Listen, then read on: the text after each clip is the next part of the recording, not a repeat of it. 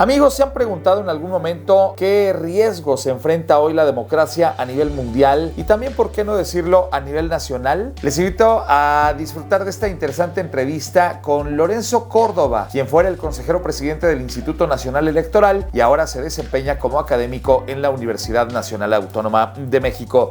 Lorenzo, qué gusto saludarte. Gracias por estar con nosotros en esta ocasión y pues que podamos tener la oportunidad de platicar. Bueno, ¿y qué te parece si iniciamos esta conversación preguntándote cómo percibes a la democracia hoy a nivel mundial? Bueno, la democracia está viviendo momentos muy difíciles en todo el mundo. A diferencia de lo que ocurría hace algunas décadas en las que se estaba celebrando que la democracia se expandía a lo largo del planeta de una manera inédita, nunca antes vista en la historia, hoy en día está enfrentando problemas comunes que están presentes tanto en los países como el nuestro, de una democracia joven, como en los países de las democracias añejas. ¿Quién habría pensado hace algunos años, por ejemplo, episodios dramáticos como la toma del Capitolio en enero de 2021, justo en el país que vio nacer a la democracia en su forma moderna? Así que la democracia está viviendo una serie de problemas que resumiría en 5 grandes puntos.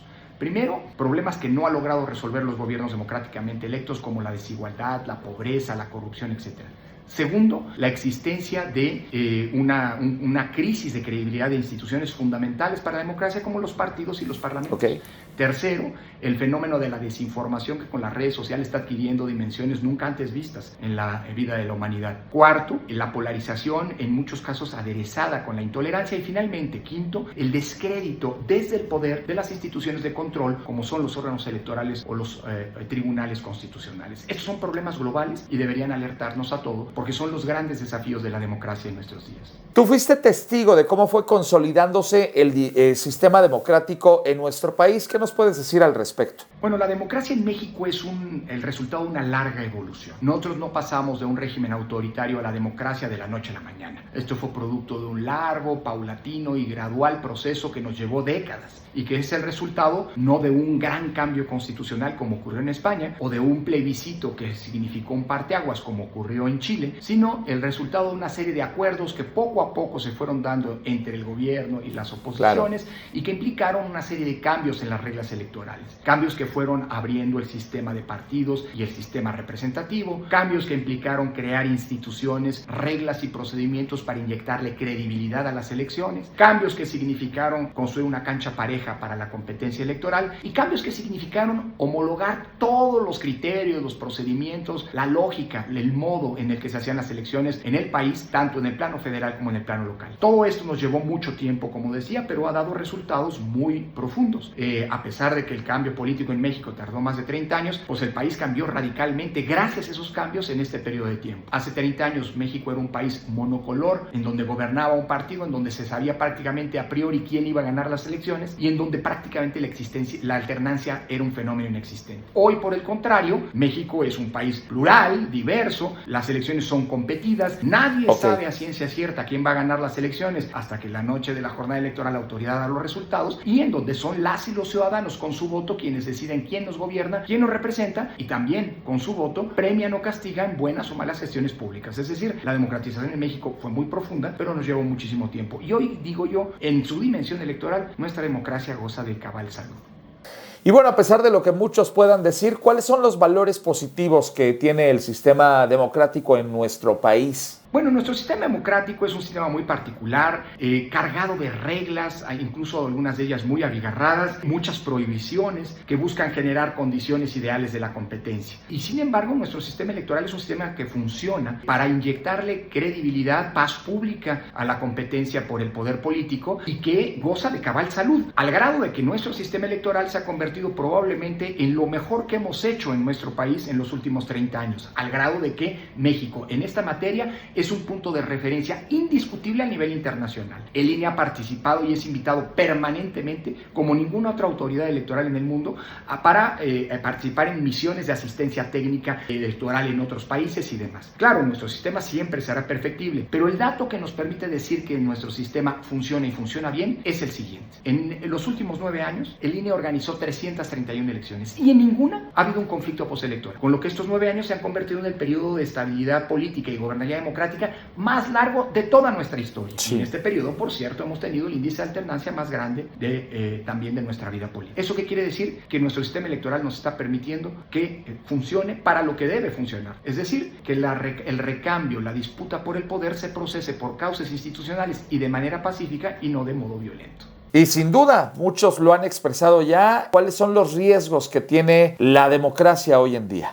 Bueno, nuestra democracia, como ocurre en todo el mundo, con las democracias de todo el mundo, no está exenta de riesgos y de desafíos. El principal de ellos y esto es paradójico, viene de quienes han sido los principales beneficiarios de la existencia de esas reglas democráticas. En el pasado, los riesgos de las democracias venían desde fuera de las democracias mismas, es decir, venían de golpes de Estado o de revoluciones que buscaban revertir o subvertir el orden democrático. Hoy, la gran paradoja es que los riesgos de la democracia vienen desde quienes se beneficiaron, como decía, de la democracia misma, es decir, de quienes llegaron por la vía democrática al poder. Hoy, quienes están en el poder, y esto es algo natural al poder mismo, buscan permanecer en él mismo, y para eso las reglas que permiten que sea la ciudadanía quien defina que eventualmente quien hace mal el trabajo se va a su casa y que lleguen nuevas alternativas, pues molesta. Así que el principal riesgo que yo identifico para la democracia hoy viene justamente desde los ataques o por los ataques que desde el poder se están haciendo a las instituciones democráticas, es decir, a los órganos electorales que garantizan las condiciones de equidad en la competencia y que cualquiera que tenga los votos pueda llegar a ocupar los cargos públicos, por un lado, y por otro lado las instituciones de control, como son la Suprema Corte de Justicia de la Nación en primera instancia. El ataque, la descalificación a la Corte por el hecho de que no es condescendiente, no actúa en favor de los intereses del poder, sino vigilando que la Constitución se cumpla, son un buen ejemplo de los riesgos que hoy enfrenta nuestro sistema democrático. Bueno, lo sabemos, tú lo conoces bien, han expresado este famoso Plan B que implica toda una serie de reformas a nuestros procesos electorales. ¿Qué posibilidades reales tiene hoy en día el Plan B? El Plan B implicó la reforma a 6 leyes electorales, 2 de las cuales fueron publicadas antes, en diciembre del año pasado, y las otras 4 en marzo de este año. Sin embargo, las 6 leyes, a pesar de que se publicaron en momentos distintos y por eso se impugnaron en 2 vías distintas, fueron aprobadas en el mismo proceso legislativo, y la Suprema Corte de Justicia, al conocer de las impugnaciones que se presentaron en contra del primer paquete, de la primera parte del Plan B, determinó que este había sido procesado de manera indebida, violando las reglas del proceso legislativo, y que en consecuencia era inconstitucional, con lo que determinó su nulidad jurídica. Es decir, esas 2 leyes ya no valen jurídicamente. Falta todavía el pronunciamiento de la Corte respecto de las otras 4 leyes, pero lo más probable es que en las próximas semanas veamos la reedición del mismo criterio